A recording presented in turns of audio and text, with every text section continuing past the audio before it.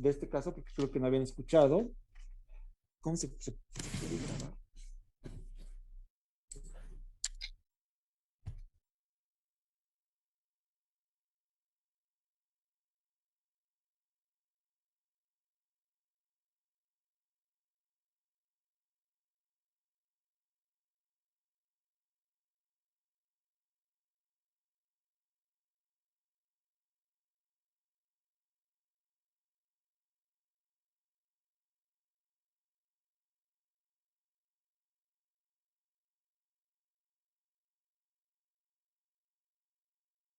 Bueno, voy a hacer un resumen de lo que ya habíamos comentado con algunos. Les decía que este es un caso de demencias porque es un tema, no pude grabarla, porque me pidió la maestra, pero creo que no pude, aquí está medio. Bueno, les decía que es un caso de demencia, vamos a resumirlo porque ya íbamos en la respuesta 2. Pero bueno, es una mujer, si tienen dudas me dicen por favor y me interrumpen. Es mujer de 84 años, diestra, escolaridad primaria completa, anteriormente dedicada al hogar, tiene como antecedente importante diabética desde 25 años previos, con buen control de su glucosa. Esta persona, esta mujer de 84 años, inicia 8 años previos con alteración sutil de la memoria anterógrada. Eso significa que se olvidaba de hechos recientes, de evolución lentamente progresiva y que involucraba de manera paulatina después a la memoria retrógrada, o sea, de hechos remotos. Al comienzo le empezó a olvidar lo reciente que hacía y después ya hasta su historia de su vida, ¿no? Y normalmente ven que la persona que no tiene demencia se acuerda muy bien generalmente de todo lo que le pasó de chiquita y todo eso. Entonces esta señora ya tenía involucradas las dos tipos de memorias afectadas. Eso fue hace 8 años. 4 años después presenta cambios conductuales caracterizados por periodos de irritabilidad, se ha empezado con problemas de conducta, apatía por actividades de la casa, quiere decir que ya no le gustaba hacer lo que hacía antes en labores del hogar, y empieza con alucinaciones visuales y auditivas de predominio nocturno. Hace 2 años, o sea, después, es valorada por un médico especial, no especialista, el cual por todos estos cambios conductuales le inicia clonazepam 2 miligramos en las noches y acude a consulta debido a que desde hace un mes esta señora ya está más, tiene más problema conductual, ya está agresiva, muerde a sus familiares y escupe la medicina que le dan. A la exploración física se observa solo salida de líquido purulento en el oído derecho.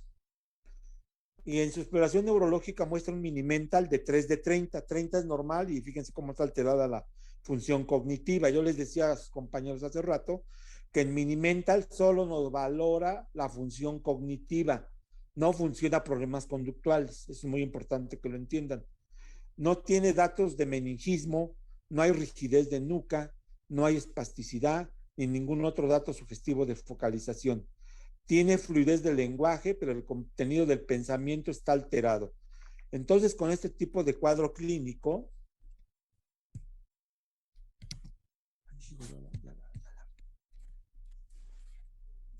con este tipo de cuadro clínico, hay una serie de preguntas que las vamos a ir contestando. Yo les decía a sus compañeros.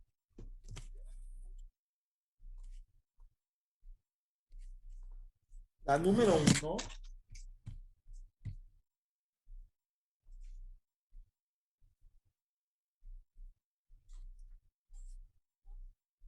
uno, dice, estamos hablando de esto, basándonos en la evolución de los síntomas del tiempo de esta persona, ¿qué podemos sospechar?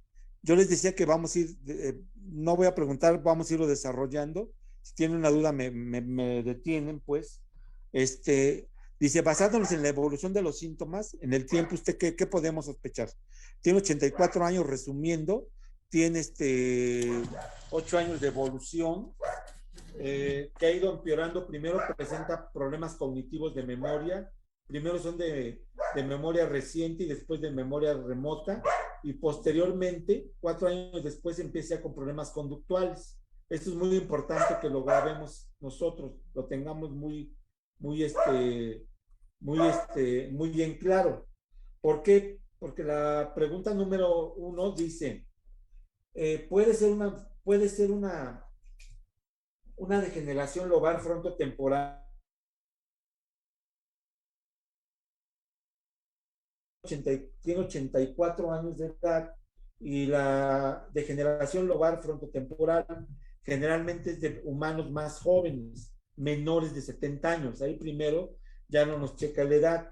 Y los síntomas conductuales en la degeneración lobar frontotemporal son las primeras manifestaciones en un cuadro clínico. Y en esta paciente no tuvo como síntomas iniciales problemas conductuales, sino fue el segundo periodo de síntomas que presentó, sino su principal síntoma fue el problema cognitivo. Entonces tampoco nos checa con eso, y aunque en esta degeneración lobar frontotemporal, generalmente el lenguaje siempre está fluido, lo conserva. El tiempo de evolución es muy prolongado para una forma de demencia frontotemporal, porque es una demencia muy degenerativa, con una alta mortalidad, y generalmente los pacientes tienen un promedio de sobrevida de 6 años. Y esta señora de 84 años ya lleva 8 años de padecimiento. Ese es otro dato que tampoco nos cuadra. Entonces, esa no es.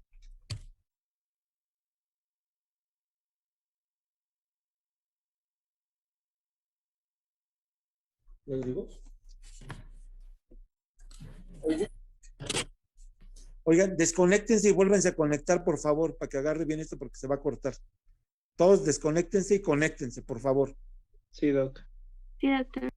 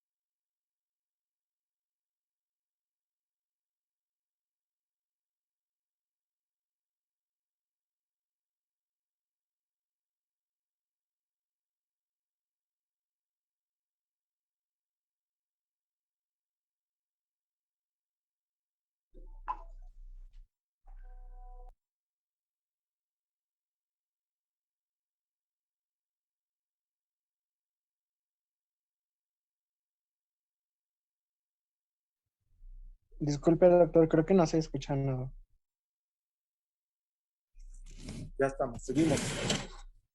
Entonces, decía que íbamos a hacer el resumen por los que entraron, que sí estábamos en lo de la degeneración lobar frontotemporal. Decíamos que ese no era primero por la edad, ¿no? Que son menores de 70 años, que empiezan generalmente con los de la degeneración lobar frontotemporal. Primero la edad, segunda el cuadro clínico, que generalmente empiezan con problemas conductuales, no con cognitivos, que es altamente degenerativa y mortal. No duran más de 6 años las pacientes, esta tiene 8 años, de que ya tiene su padecimiento, entonces por eso la descartamos. ¿Por qué no es una demencia vascular? Vamos a dejar la correcta al final. Porque las demencias vasculares normalmente, aunque no podemos descartarla del todo, esta posibilidad, le faltan datos relevantes para pensar que podría ser un cuadro provocado por esta patología. Por ejemplo, normalmente los que tienen demencia vascular tienen el antecedente de hipertensión arterial. Aquí no lo mencionan. Siempre hemos dicho que nos basamos en lo que como están hechos los casos. Entonces, si tuviera hipertensión arterial, podríamos pensar que se puede tratar de este tipo de origen, de tipo vascular por el factor de riesgo. Además, estas demencias vasculares se refieren que tienen un deterioro clínico fluctuante, es decir, tienen periodos de que se deterioran y luego se estabilizan, y otra vez se deterioran y se estabilizan, y esta paciente no tiene ese, eh, ese tipo de evolución, digamos. Entonces, también por ese dato podemos decir que no tiene un deterioro escalonado, llamamos. Tampoco es incorrecta. Y la demencia de cuerpos de Lewy, decía que también es incorrecta porque aunque también se parecen mucho, generalmente las demencias de estos cuerpos de Lewy normalmente empiezan por alucinaciones. Y esta paciente, como se dieron cuenta, no empezó con alucinaciones, empieza con un deterioro cognitivo y después, ya avanzado esto, ya ya avanzado esto, se le agregan ese tipo de síntomas. Entonces, normalmente las alucinaciones visuales y auditivas son parte del cuadro clínico inicial de esta demencia de cuerpos de Lewy, y este paciente obviamente no los tiene. También puede cursar con trastornos de sueño, a diferencia de lo ocurrido en esta paciente, y también esta demencia de cuerpos de Lewy también puede tener datos clínicos de parkinsonismo, tampoco se refieren. Entonces, por eso mismo la descartamos. Entonces, ¿cuál es la correcta? La correcta de este paciente es que es una enfermedad de Alzheimer. ¿Por qué? Porque esta paciente presenta síntomas característicos de un Alzheimer, que es de inicio tardío.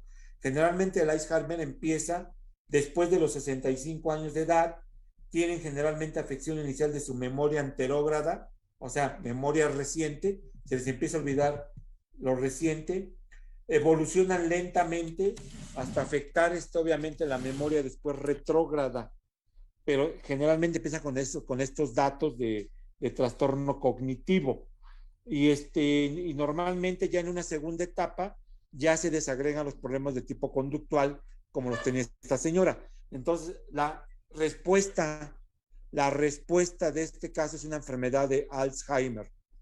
Después, la pregunta número 2 dice, ¿qué circunstancia explicaría el deterioro conductual de esta paciente en el último mes? A, ¿es la evolución natural de este padecimiento? No, normalmente no es la evolución natural de este padecimiento. Yo les decía hace rato que por lo regular el deterioro de los pacientes con Alzheimer,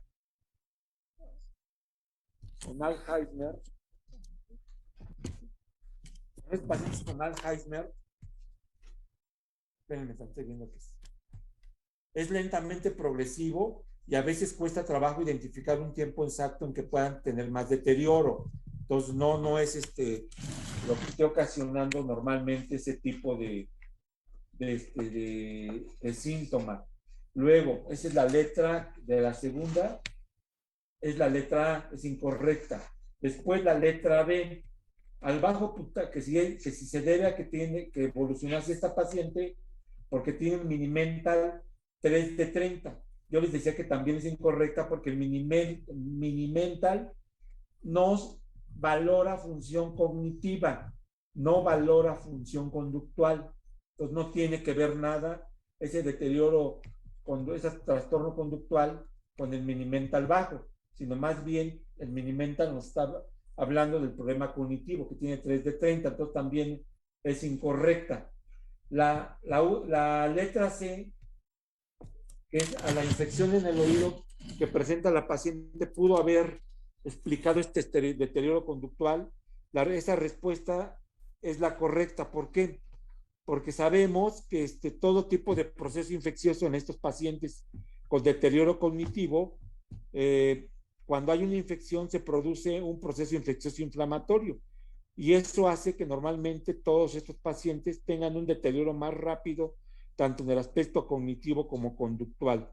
Entonces, todas las infecciones frecuentes o intercurrentes pueden hacer que este paciente tenga ese problema o incluso llevarlos al delirio. Entonces, esa es la respuesta, la letra C.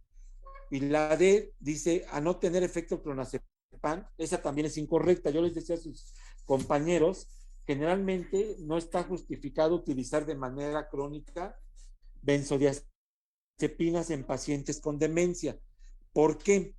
Porque generalmente las benzodiazepinas a veces son usadas, o no a veces, en muchas ocasiones son usadas para cuadros de psicosis aguda, pero a veces las contraindicamos mucho porque tienen muchos efectos secundarios.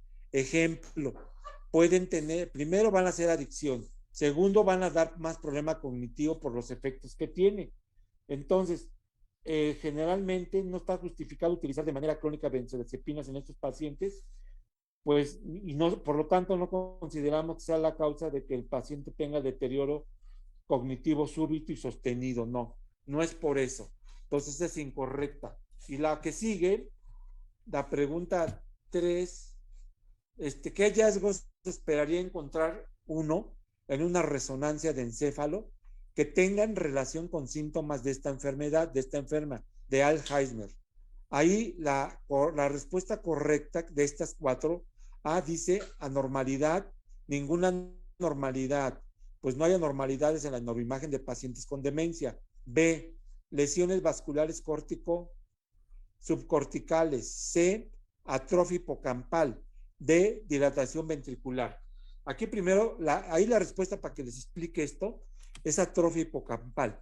Si ustedes vieran no solo una resonancia, sino una tomografía de un paciente con Alzheimer, lo primero que vamos a ver, doctores, va a ser una atrofia córtico subcortical, entendiendo con atrofia que el cerebro se hace chiquito, se encoge, para que me entiendan, y todo lo demás se llena de líquido cefalorraquídeo. Entonces la corteza cerebral se hace muy pequeñita y obviamente al hacerse se lleva lo que es el hipocampo, lo atrofia y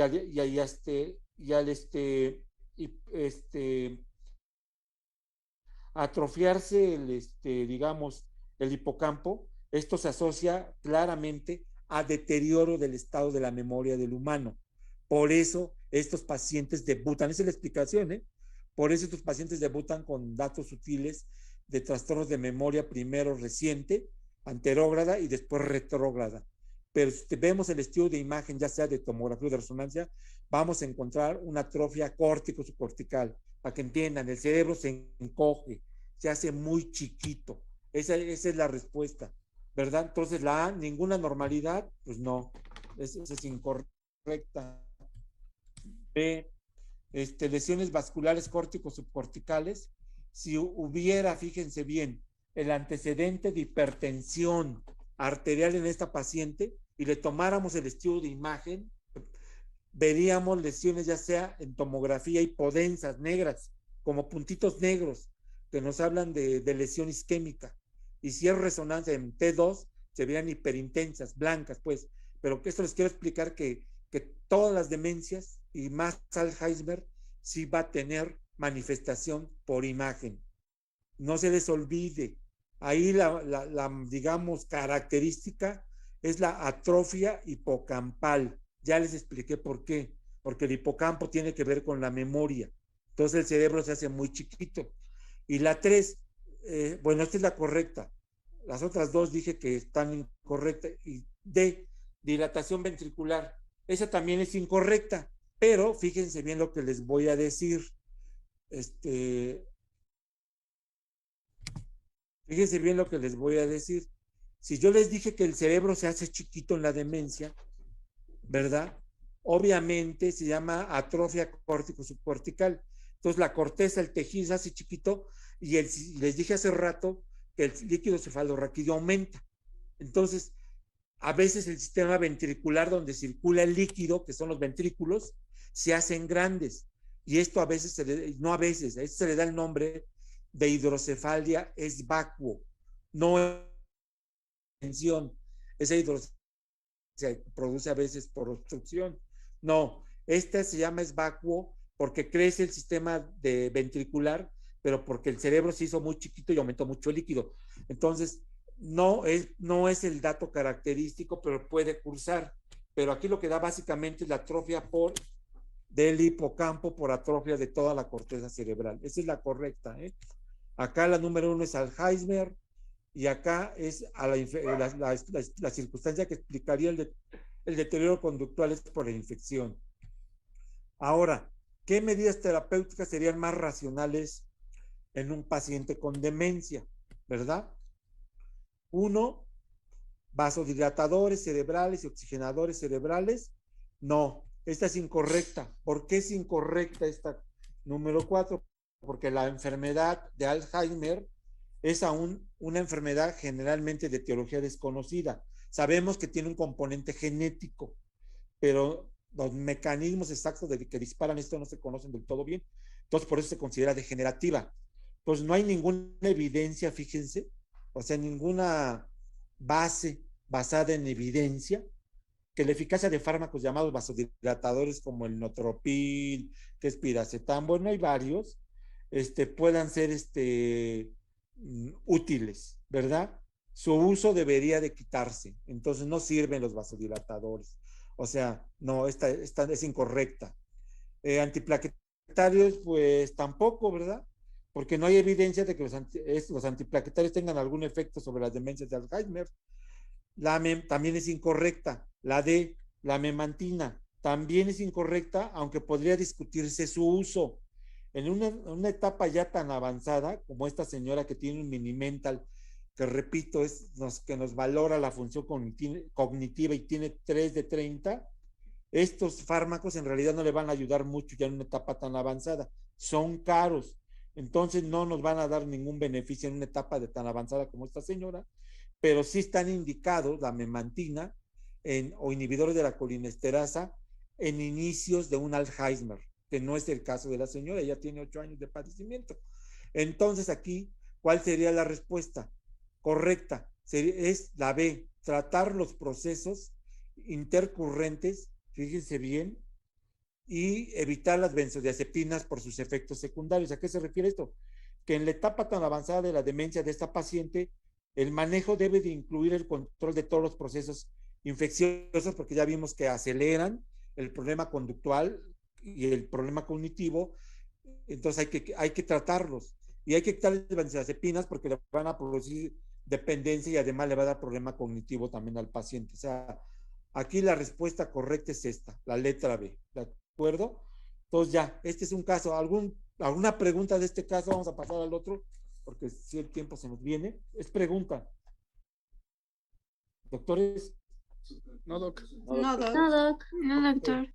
Entonces vamos a pasar a un siguiente caso.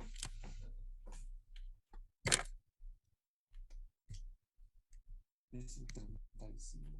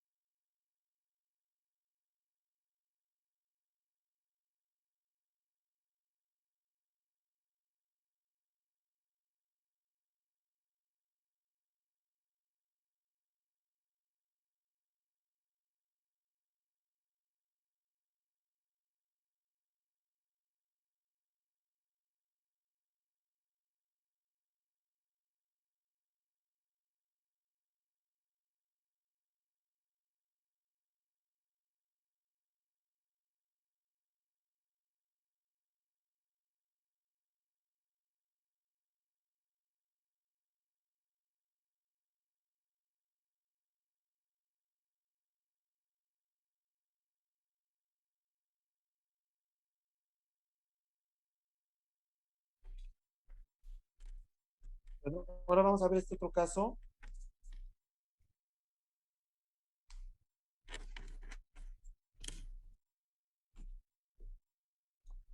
Bueno, miren, es una mujer de 76 años con una licenciatura diestra. No tiene antecedentes de enfermedad crónica degenerativas. Inicia aproximadamente un año con problemas de memoria anterógrada, o sea, reciente, que ha sido de evolución lenta progresiva, pero no le afectan para realizar sus actividades de la vida cotidiana.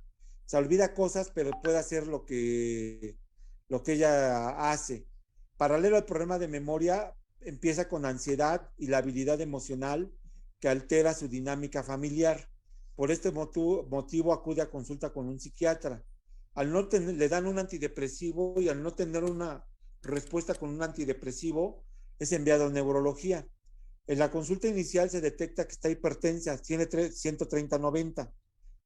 Recuerden, recuerden que de acuerdo a la clasificación, más de 85 de diastólica, es hipertensión arterial. Se realiza un examen en estado mental, de su estado mental con un mini mental, que resulta 24/30. O sea, no está tan afectado como ven ustedes, fallando esencialmente en el recuerdo de palabras.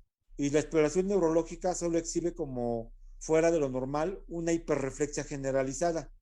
Le realizan a este paciente una resonancia magnética de cráneo en el cual se observan múltiples lesiones hiperintensas. O sea, la resonancia se ven lesiones blanquecinas, para que me entiendan, de predominia periventricular, o sea, alrededor de los ventrículos bilaterales que no se modifican con la administración del medio de contraste, ¿sí? Entonces, como verán, es un paciente pues, también ya de la tercera edad, 76 años, sí es hipertenso y solo se le olvidan las palabras. El mini-mental no está tan alterado, están 24/30, ¿no? Entonces, basándonos en este cuadro clínico y los hallazgos de la neuroimagen, ¿cuál sería nuestra impresión diagnóstica, no? Entonces, vamos a ir, ¿es un Alzheimer? Pues no, ¿verdad? Porque no es la misma evolución de la anterior, de la señora que empieza con periodo cognitivo muy importante, 3/30, tiene 24/30, y desde ahí, pues es difícil decir que sea un Alzheimer, aunque sea incipiente. Aunque la evolución del cuadro y el resultado del mini-mental sugiere que se trata de un deterioro cognitivo, porque tiene 24/30, este, los hallazgos de la neuroimagen, que desgraciadamente no la tenemos, hacen que se descarte la posibilidad de una Alzheimer. ¿Por qué? ¿Por qué por la resonancia que aquí nada más nos dicen podemos descartar Alzheimer? Porque aquí nomás nos hablan de que tiene lesiones hiperintensas. O sea, la mielina, doctor, está como desgastada, pero que no hablan de atrofia córtico-subcortical ni atrofia del hipocampo. ¿Sí se acuerdan del anterior que dije eso, no? Entonces, aquí la resonancia no hablan de atrofia de la corteza. Entonces, desde ahí, pues, tampoco es poco probable que sea un Alzheimer, ¿verdad? Porque por lo menos no nos mencionan. Y el paciente aún conserva su funcionalidad en actividades básicas de su vida diaria. Entonces, no es un Alzheimer. B, demencia vascular. Es una posibilidad, porque yo les decía en el anterior que no tenía la señora de 84 años antecedentes de hipertensión. Esta paciente sí lo tiene, 130/90. Pero ¿por qué? Vamos a decir, ¿por qué no? Los hallazgos de la neuroimagen son altamente sugestivos de que sean lesiones de la microcirculación, que es el principal hallazgo de la demencia vascular. Pero yo les decía hace rato que en la demencia vascular son como pequeños microinfartos. En los estudios se ven como puntitos negros porque no se oxigenan. Y al menos aquí no nos hablan de lesiones hipodensas, sino hiperintensas. Entonces, pues aunque no tenemos la imagen, por eso podemos descartarlo. Entonces, y además su función cognitiva no está tan alterada porque realmente el mini mental de 24/30 nos está hablando de una alteración leve, un deterioro leve, y además no nos habla de ningún otro tipo de deterioro focal. Entonces es poco probable que sea vascular. Otro, pseudodemencia asociada a depresión. ¿Por qué a depresión? Porque fue llevado a un psiquiatra antidepresivos y no mejora. Entonces, esta letra C también la consideramos que es incorrecta o es incorrecta porque el deterioro cognitivo, fíjense bien, que se asocia a depresión es un trastorno relativamente frecuente en el adulto mayor, el cual sí puede producir unos trastornos de la memoria con cambios en la conducta, principalmente produce aislamiento y apatía. En este caso, la paciente, como se darán cuenta, hubo falta de respuesta a un tratamiento antidepresivo y los hallazgos de la resonancia no son compatibles con con una pseudodemencia, ¿no? Como el Alzheimer o demencia vascular. Y tres, ¿por qué no se puede decir que sea asociada a depresión? Porque es muy rara que la demencia sea ocasionada por una depresión, porque recuerden que la depresión la mayoría de las veces no es algo orgánico, entonces eso tampoco es cierto. Y entonces, ¿es un deterioro cognitivo leve? Sí, esta es la correcta, porque la paciente, recuérdense que se vale por sí misma, tiene 24 de 30, la paciente presenta manifestación típica de un deterioro cognitivo leve, porque puede hacer todo, se le olvidan algunas cosas y el mini mental está en 24 de 30. La paciente sigue manifiesta esto que es leve, de tipo amnésico, la afección de la memoria anterógrada, evolución de más de 6 meses y la conservación de actividades de vida cotidiana, y ese mini mental que ya comenté, pues generalmente nos orientan a un deterioro cognitivo leve, o sea, no está afectado. ¿Qué nos hace pensar en esto? Mini mental no tan afectado, y dos, que todavía es capaz de hacer casi todas sus funciones, ¿no? Después, fíjense bien, en la pregunta número 2, dice aquí, a los 2 meses de la consulta inicial, la paciente tiene un mini mental 28 de 30, o sea, ya está mejor. ¿Cuál es la forma de tratar este tipo de padecimientos? A, modificar los factores de riesgo vascular y tratamientos que mejoren la cognición. Esa sería la pregunta, ¿sería correcta o incorrecta? Generalmente aquí, como ustedes verán, como es un paciente con una demencia leve, como es una paciente con una demencia leve, permítanme tantito.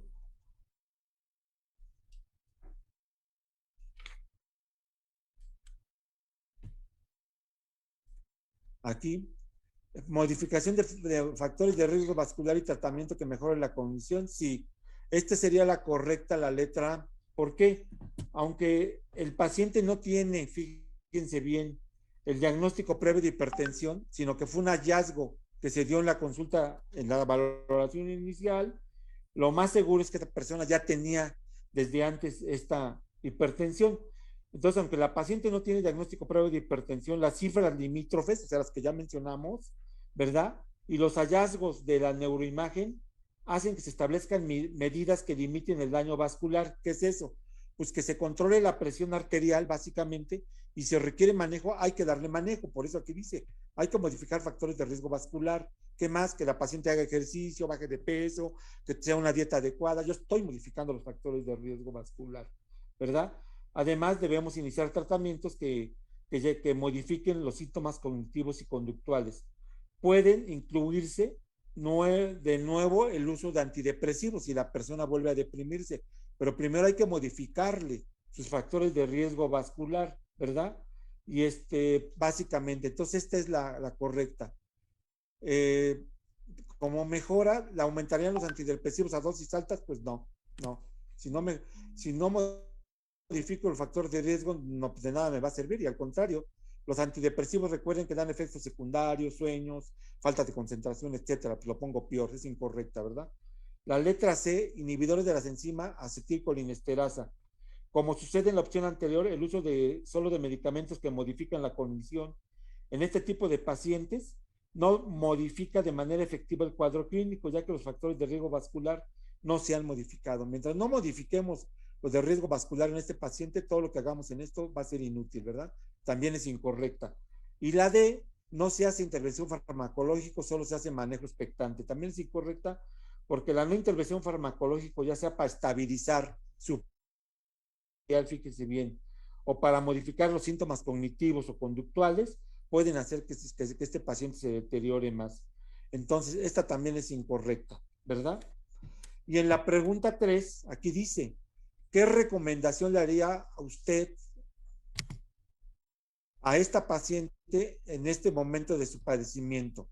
A, realizar una batería neuropsicológica completa y una resonancia de México de resonancia de encéfalo cada 6 meses, pues no, ¿verdad? Esta es incorrecta porque no hay evidencias para hacer un seguimiento a los 6 meses con una nueva resonancia, solo en caso de que haya deterioro cognitivo severo. Entonces es incorrecta.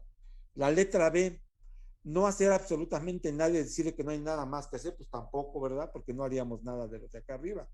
Entonces también es incorrecto. Y la letra C, hacer una reevaluación clínica en 6 meses, eso sí es importante porque hay que hacer, es importante realizar este seguimiento clínico a los 6 meses, porque estos pacientes, como sabemos, del 12 al 20% por año, pueden progresar este deterioro cognitivo leve a un Alzheimer. O sea, Alzheimer es una patología progresiva, fíjense bien, doctores, y que no avisa, pueden llegar los síntomas, y puede empezar con un deterioro cognitivo leve, entonces hay que verla cada 6 meses. Esta es la correcta. Y la de solicitar una interconsulta en este momento a psiquiatría, pues es incorrecta, porque no hay evidencias clínicas de manifestaciones de depresión que requieran, que estén asociadas a deterioro cognitivo y que requeramos urgente un psiquiatra, pues tampoco, ¿verdad? Y dentro, fíjese bien, aquí la 4, dentro de la evolución natural del deterioro cognitivo leve, ¿cuál es la peor evolución? Pues Alzheimer, ¿no? Esa es la peor. Entonces, sería la enfermedad, que este paciente caiga en ese 12-20% y se haga un Alzheimer. Bueno, Doctor, pregunta. doctor, Sí, dígame. la letra, la número 3, ¿cuál era? ¿La correcta?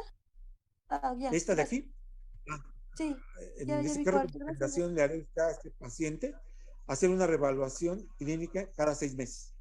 Esto porque del 12 al 20% de estos pacientes con deterioro cognitivo leve pueden irse a Alzheimer. Entonces, por eso hay que verlos. Porque aquí dice la 4, ¿verdad? ¿Cuál sería su peor evolución? Pues esta, que haga Alzheimer.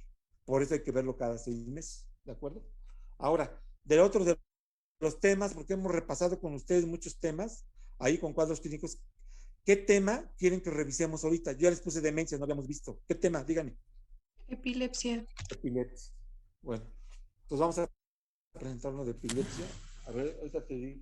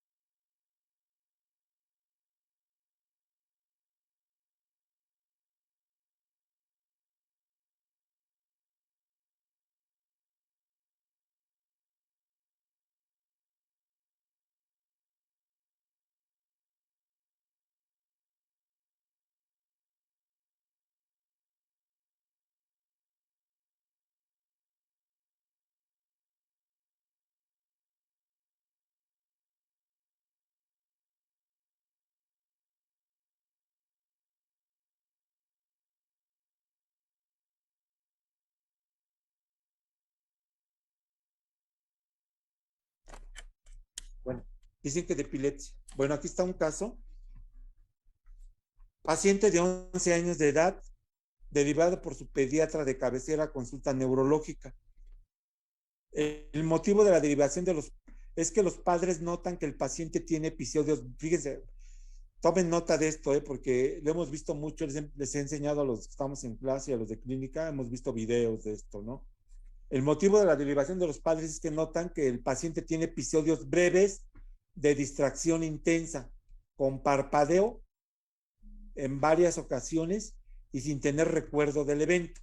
Es un paciente que se queda como oído, ¿verdad? Parpadea y no se acuerda. Estos eventos los presenta con mucha frecuencia mientras corre en el recreo de la escuela. Duran alrededor de 5 a 15 segundos, son breves y puede presentarlos hasta 30 veces en un día. Posterior a dichos episodios, continúa con sus actividades como si nada hubiera pasado. O sea, él no se acuerda de nada y sigue haciendo sus cosas. Este paciente es producto de un segundo embarazo de curso normal, nace de un parto autóxico, o sea, normal, de 40 semanas, pesa 3,200, no refiere en la asfixia neonatal y tiene un NARGAR, pues, de lujo, 9,10. Su neurodesarrollo es normal. Tuvo sostén cefálico a 2,5 meses, se sentó a los 5, deambuló a los 11, caminó a los 11, empezó con su lenguaje completo y comprensible a los 22 meses, controló esfínteres a los 2 años y cursa el 5º año de primaria con un buen aprovechamiento escolar. Niega antecedentes patológicos. Sus vacunas son normales. Al examen clínico, el paciente está cooperador, pesa 42 kilos, tiene una frecuencia cardíaca de 78, un perímetro cefálico de 54, tiene una talla de 117. La exploración, la exploración física se considera normal.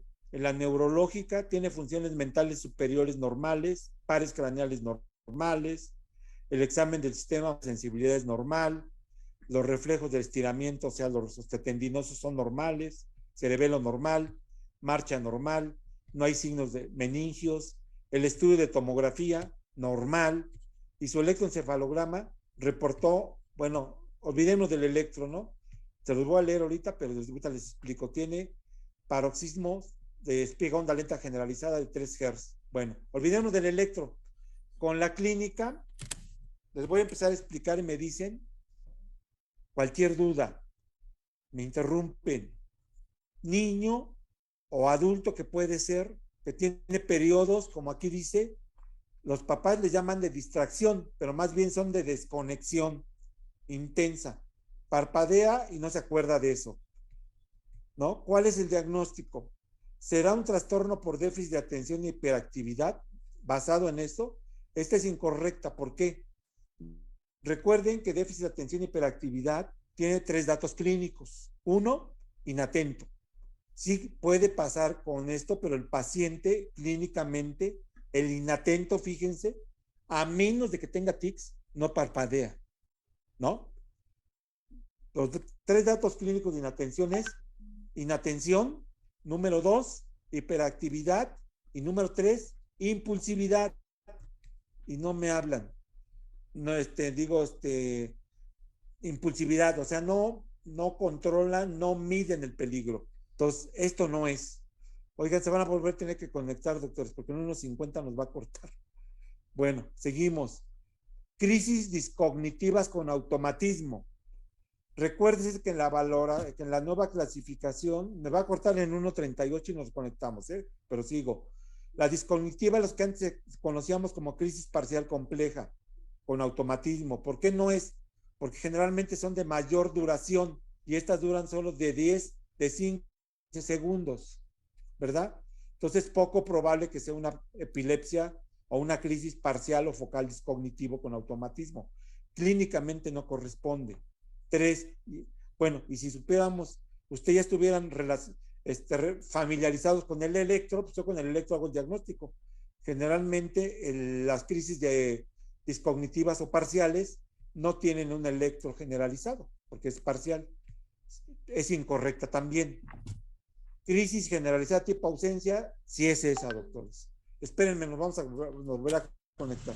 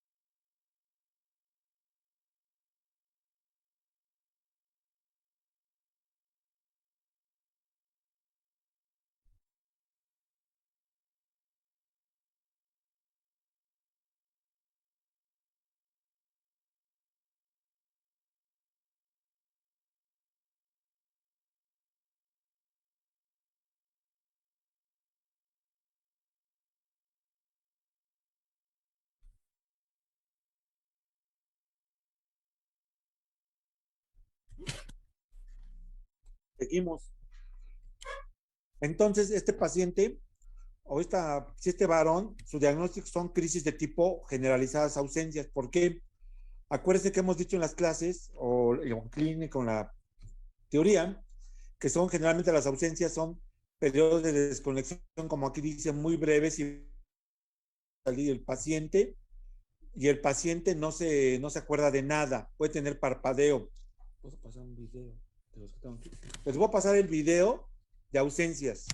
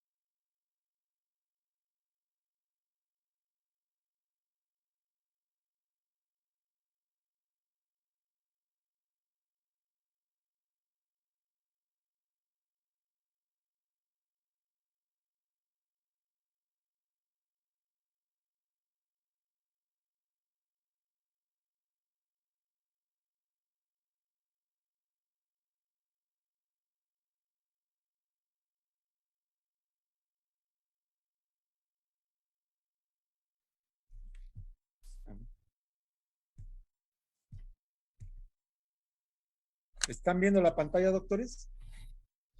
Sí, doctor. Órale. Doctor, miren, aquí vamos a presentar la crisis de ausencia. Acuérdense de ella. Ahí está la niña, véanla. Vean el electro. Está leyendo la niña. Vean la crisis generalizada. Ahí está el parchupeteo y el parpadeo. Acuérdense de esto lo vimos, ¿eh? Es el caso clínico. Vean cómo parpadeó la niña, y el electro se confunde. Véanla. Acuérdense que en crisis de ausencia hay que preventilar al paciente. Aquí vengo el electro y aquí ya está descargando. Punto onda lenta. Vean el parpadeo. Mirada fija. Vean. ¿Sí vieron? No es de esa niña, pero está del libro. Ahí está. Para que nos acordemos, ¿no? Ya la niña ahí se recupera. Y son periodos que esta niña está teniendo, niño, perdón, ¿verdad? De 11 años, está teniendo hasta 30 eventos en un día. Entonces, lo volvemos a pasar y ya nos vamos al caso otra vez, ¿eh? Ahí está la niña leyendo. Vean su electro y vean a ella. Ahí está parpadeando. Ahí está desconectada. Dura 3, 4, 5, 6 segundos y la niña no se acuerda de nada. Ya se normalizó el electro, ya regresó. Aquí se pone hiperventilar, el electro es normal. Ahí está consciente. Descarga. Ahí está descargando. Punto onda lenta generalizada de 3 Hz. Ahí está la niña desconectada. Empieza a parpadear. Ya lleva como 4 o 5 minutos, 5 segundos, perdón. Y véanla. Sigue desconectada. Ahí dura un poquito más. Ahí ya se conectó. Ok. Regresamos a la clase.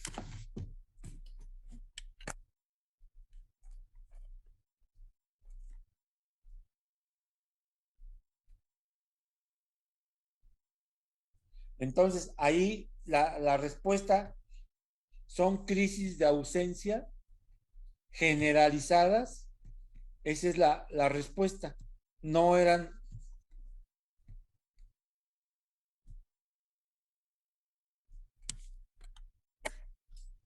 Entonces, ahí es el diagnóstico de este paciente, crisis generalizada tipo ausencias. Esta es la correcta. La epilepsia mioclónica estática es diferente. Es ese video que vi que se cae el niño. También es incorrecta, esta no es crisis generalizada, ¿verdad? Ahora, ¿qué tratamiento médico indicaría a este paciente de primera intención basado en la evidencia y ahora en la eficacia y ahora basada en la evidencia, ¿no? De primera opción, fíjense bien, se da etosuximida. Estas son sus dosis. Ese es el fármaco de primera elección en una crisis de ausencia generalizada. Etosuximida a esta dosis. Y los demás, fenitoína, pues no cubre mucho esto, no se da, levetiracetam se usa como de segunda opción y vigabatrina es para otro tipo de crisis. Entonces aquí la respuesta es etosuximida. Ahora, si fuera, ¿qué medicamento que dice aquí agravan? Bueno, esto te voy a contestar, que agravan las crisis mioclónicas. Normalmente las crisis mioclónicas son brincos, como de susto, ya les había yo dicho a los que van ahí conmigo. Entonces, ¿está indicado el valproato en crisis mioclónica? Sí. ¿Se agravan con el valproato? No, no se agravan. Entonces aquí esta es incorrecta, no se agravan. El clobazam también lo usamos para crisis mioclónicas. E incluso hacemos combinación clobazam con valproato cuando hay crisis mioclónica. Entonces esta tampoco, esta es incorrecta, no se agravan. Topiramato también se usa para epilepsia mioclónica, también es incorrecta. ¿Con cuáles se agravan? Con la carbamazepina, doctor. Esa es la respuesta. ¿Cuál de los siguientes medicamentos empleados en el tratamiento de las ausencias puede ser hepatotóxico y debemos monitorizar en sangre por sus posibles efectos indeseables, incluyendo en algunos casos las concentraciones de amonio? ¿Cuál de ellos? La respuesta es valproato de magnesio. Tiene eliminación hepática. Generalmente las dosis se dan de dosis de 30 hasta 60 y hasta 80 miligramos por kilo. A todos los pacientes que los tenemos con valproato, por lo menos, doctores, cada 3 o cada 6 meses les pedimos pruebas de función hepática, biometría hemática, y si vemos que tiene problemas cognitivos o de otro tipo, les tenemos que hacer amonio, porque pueden hacer hepatitis reactiva a valproato. Entonces aquí la respuesta es valproato, ¿de acuerdo? Bueno, estas son las 4. ¿Alguna pregunta de este caso, doctores? Escucho. ¿Sí me escuchan? Bueno, bueno. Sí, se escucha, no hay dudas. Okay. ¿Alguna pregunta de este caso, que son crisis de ausencias? No, doc. ¿Alguna pregunta de epilepsia de una vez ahorita? Doc, ¿cuál es el medicamento de primera elección para el tratamiento de epilepsia? No, ¿cómo de epilepsia? No. De epilepsia. Ay, caray, ahí sí ya. Es que epilepsia, acuérdate que hay una clasificación, ¿sí? Y la clasificación de epilepsia, ¿quién eres? ¿Cómo te llamas? Me llamo Andrea. Andrea. ¿Vas conmigo en clínica o en teoría? En teoría. En teoría. Bueno, ya lo vimos eso, pero voy a hacer un resumen ahorita. Acuérdate que epilepsia, en general, pusimos una clasificación que estaba del 81, que desde ahí viene hasta la del 2016.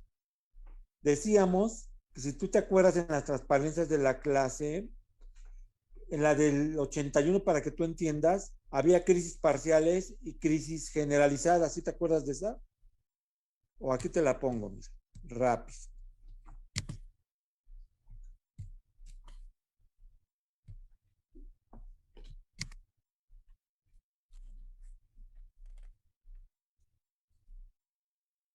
Espérenme, les voy a mostrar esto. Para recordarle aquí esta doctora.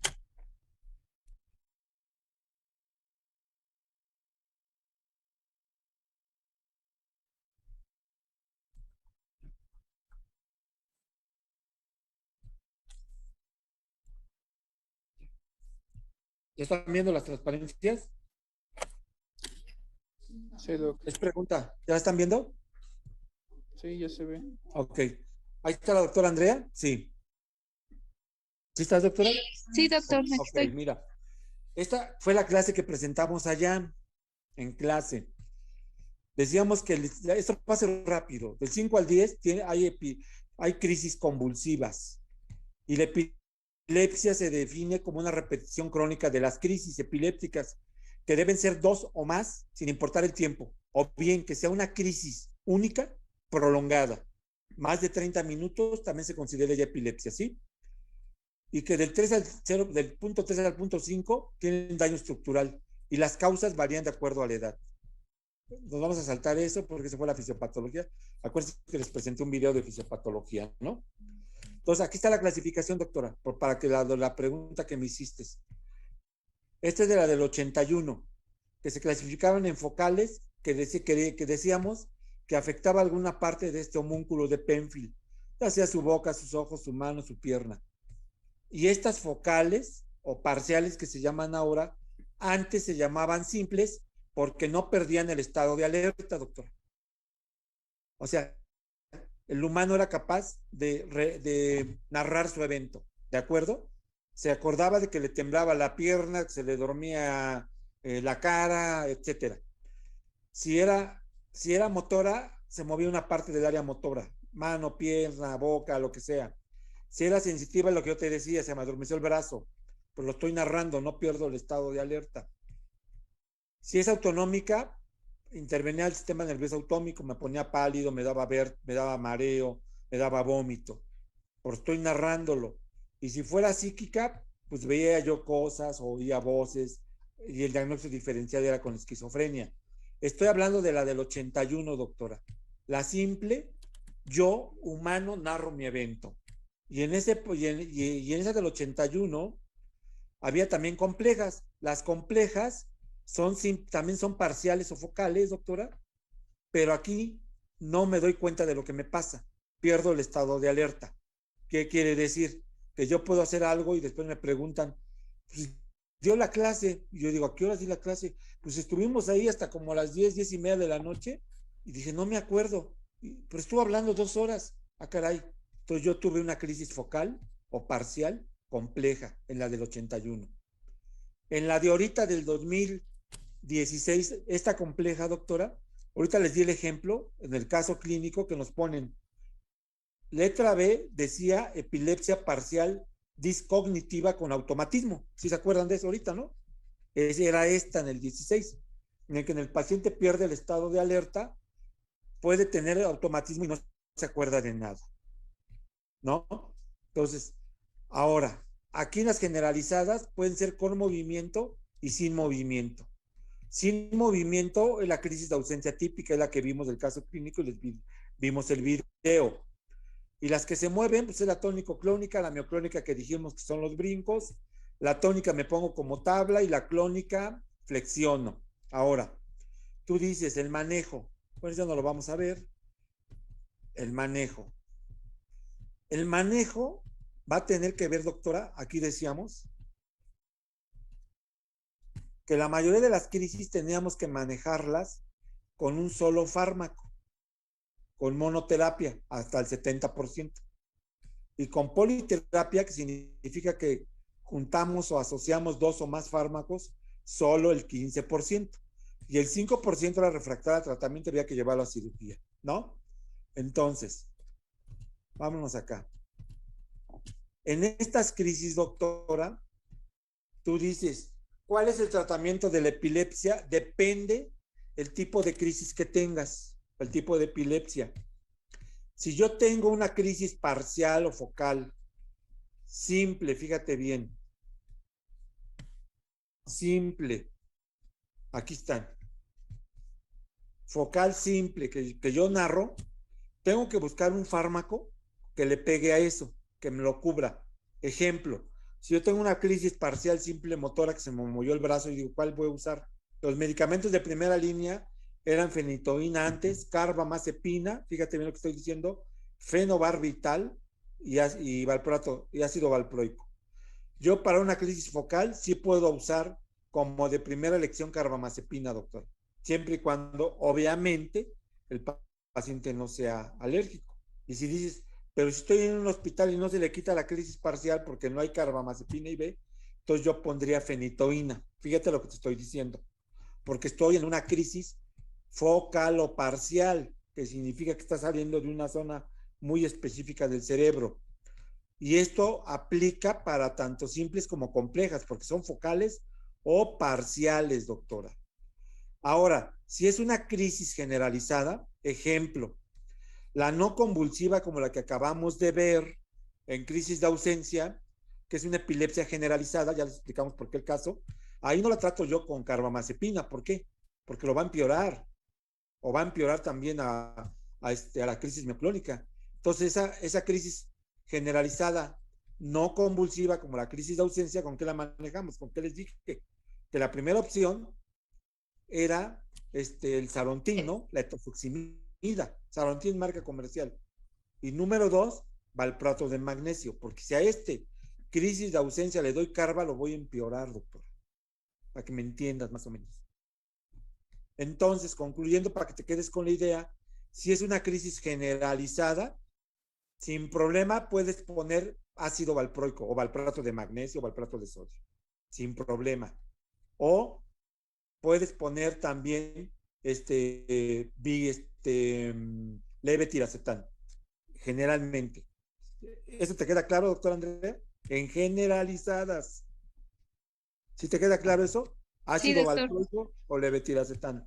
Si es una focal o parcial, ya sea simple o compleja, puedes iniciar con carbamazepina. Y si estás en un hospital, puedes darle fenitoína. Pero esas son así para, como de examen, más o menos, ¿no? ¿Qué le pongo? ¿Carba o fenitoína? Porque hay otras opciones para no revolverlos ahorita, ¿verdad? Las otras opciones son los carbazepina, bueno, otras opciones, pero que se les quede así como resumen. Focales o parciales, si es vía oral tomado, carba. Si es intravenoso, fenitoína. ¿Sí me entienden de eso? Si es Sí, doctor. generalizada, les doy ácido valproico a cualquiera de estas dos. Y si no, también pueden ser sensibles al levetiracetam. ¿De acuerdo? Ok. Entonces, ¿alguna otra pregunta de epilepsia? Escucho, ¿eh? ¿Qué otro caso clínico quieren que veamos? Ya como último, porque ya estamos prolongando un montón, ¿eh? ¿De qué otro tema? ¿Tienen duda? Escucho, doctores. ¿De qué otro tema? Que tengan duda todavía. Si les pregunta, les llegaron la decisión, llegar las preguntas que les envía uno de sus compañeros, contéstenme por favor. Sí, doctor. Bueno, hay que leerlas todas, ¿eh? ¿Algún otro caso quieren que veamos? Ya van a dar las 10. De algún tema, de algún tema. A ver, hablen ahora o callen para siempre. Podría ser de síndrome de motora, de motora superior. Neurona motora superior. A ver, sí. A Doc, ver, ¿a sí, qué sí. compañero le envió las preguntas? Perdón. ¿Mande? ¿A qué Les compañero le envía envió las... varios, ¿eh? A ver, aquí de una vez les digo. Las tiene, pues ustedes investigan de qué grupo son, ¿no? Se las envié, las tiene, a ver, deje ver. Las tiene Wilber Ruiz, no sé de qué grupo sea. Las tiene Alan, ¿sí los empiezan a ubicar? Las tiene Mitch, que le dicen Mitch. La tiene Litzy Morales, la del subjefa del 703. Las tiene Ángel, jefe del grupo 703 de teoría. Y las tiene Amalia Osorio. Algunos de ellos lo ubican, ¿no? ¿No los ubican? A Michelle y Alan, sí, doc. Yo los... Bueno, estos, repito, los que los tienen, ¿eh? Amalia Osorio, que es la subjefa del grupo. Caray, no sé qué es su grupo, pero está con ella la tiene. La tiene Ángel, jefe de grupo del 703. Litzy Morales, subjefa del grupo del 703. Mitch, Alan y Wilbert. Ubíquenlos, ¿no? Para que se las pasen y las lean, por favor. Vamos a ver lo de la neurona motora superior, dijo el doctor, ¿verdad? A ver, doctor. Sí, doctor. Aquí tengo el caso. Espérenme, deja ver a quién lo tiene, porque lo vimos en clase. Espérenme.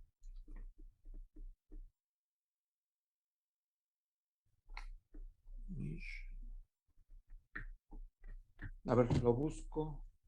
Ah, bueno. Hijo, como. Ya sé. Vamos a ver este caso. A ver, buscamos el 37.1. 37. Síndrome de neurona motora superior. Involucra síndrome de hipertensión endocraniana. Fíjese lo que le estoy diciendo, ¿eh? E involucra un síndrome de afectación del tallo.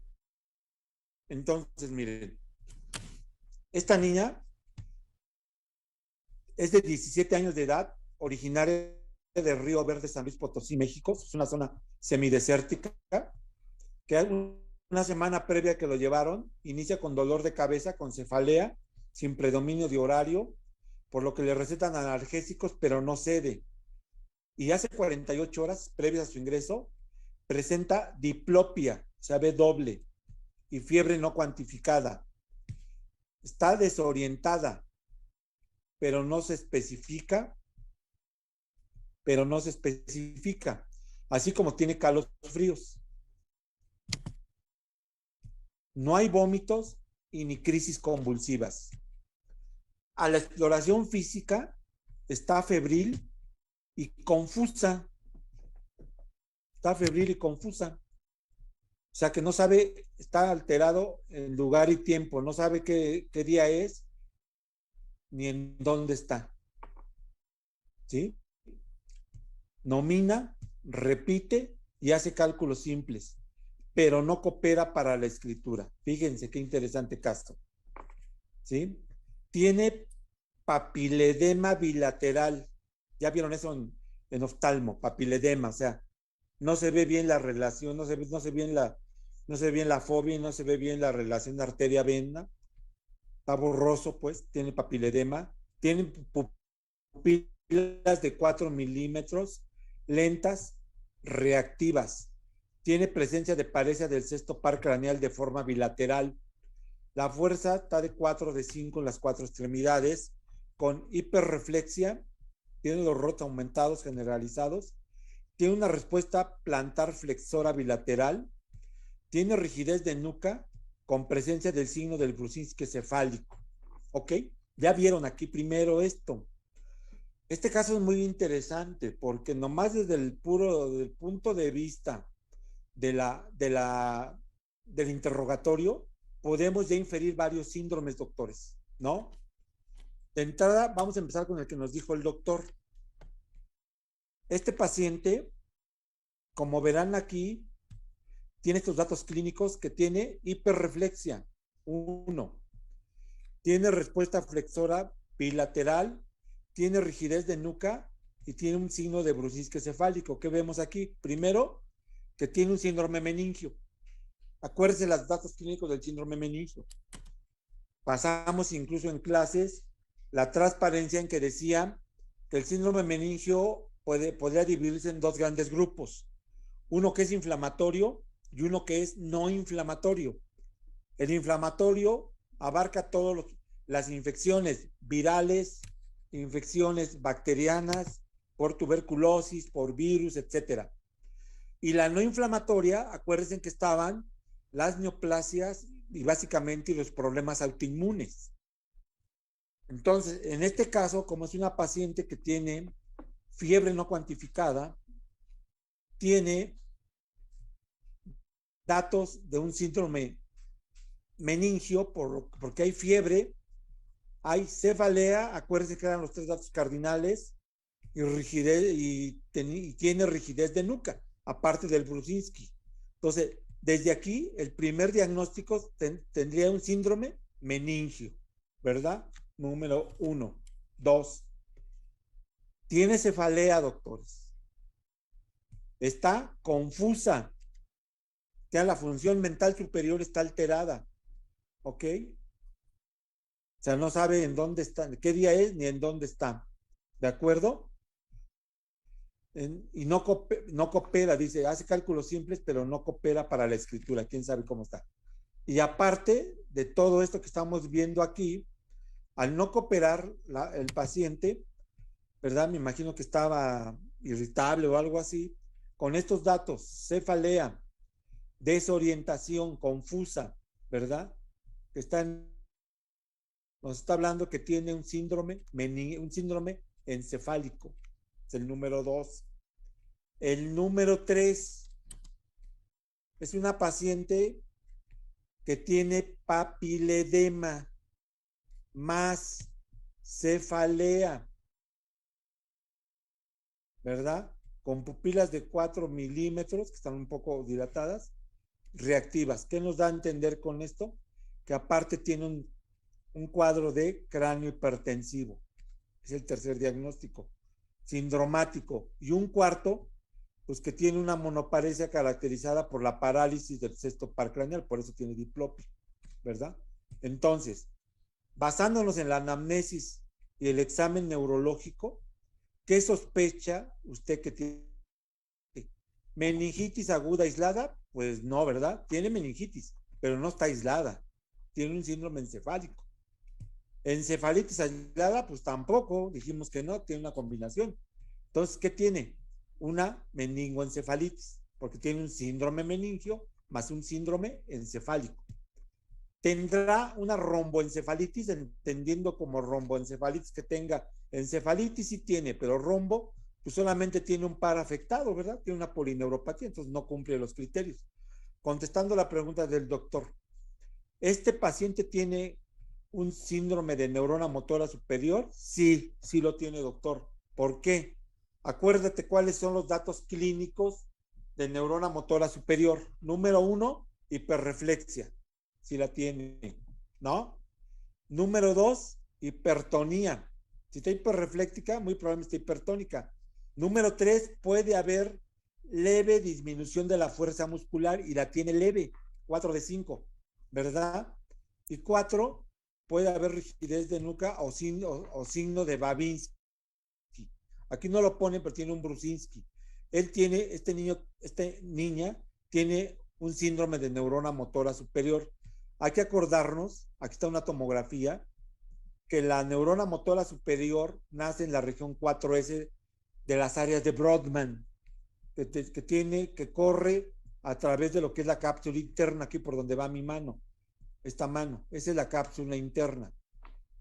Esta vía aquí, doctor, que al llegar a las pirámides vulvares se decusan el 80% de las fibras y el 20% son ipsilaterales. Entonces, cualquier cosa que esté afectando este trayecto de la cápsula interna nos va a dar este síndrome de neurona motora superior. Si ya llega, fíjate bien, doctores, si ya llega a lo que es la médula, porque la médula está controlada por la neurona motora superior, porque son haces de movimiento. Entonces, al llegar a la decusación y llegar a la médula, si se pierde ese control por la neurona motora superior, entonces la médula hace lo que se le antoja. Entonces ahí ya no hay control de la neurona motora superior y esa médula, ¿qué va a hacer? Pues lo contrario de la neurona motora superior. Entonces la neurona motora inferior, en lugar de tener hiperreflexia, ¿qué va a tener? Hiporreflexia, ¿verdad? Lo contrario. ¿Qué otra cosa va a tener? En lugar de estar hipertónica, pues va a estar hipotónica. En lugar de que su fuerza esté levemente o normal, va a estar altamente disminuida, ¿verdad? Eso, recuerde, te hace un síndrome de neurona motora inferior, atonía, atrofia, arreflexia o hiporreflexia. Y la neurona motora superior, doctor, que la que nace en la 4S área de Brodmann, nos da hiperreflexia, hipertonía, Babinski positivo o Brusinski. ¿Sí me entendiste esto, doctor? ¿Está el doctor que preguntó? Sí, doctor. Entonces, ¿Entendiste si es la neurona motora superior o no? Y la sí, sí. inferior. Porque eso va a venir, ¿eh? No sé en qué forma, pero va a venir. Recuerda que la neurona motora inferior es lo contrario que la superior.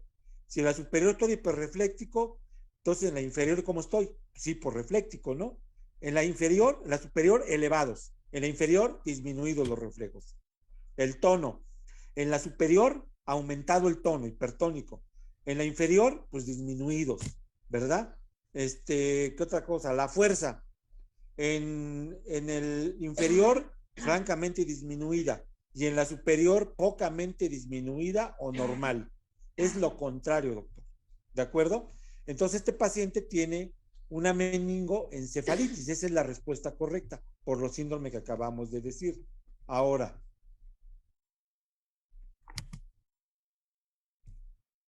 aquí dice, como parte del protocolo, se realiza una tomografía de cráneo.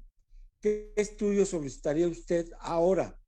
A, resonancia magnética de encéfalo, líquido cefalorraquídeo, y luego dice C, líquido citoquímico de líquido con tinción GRAN, IVAR y tinta china o electroencefalograma. Bueno, en este, obviamente, como parte del protocolo, sí se haría la tomografía, que aquí nos las están mostrando, que tiene datos de edema cerebral porque hay colapso ventricular y no se diferencia bien la sustancia gris de la blanca.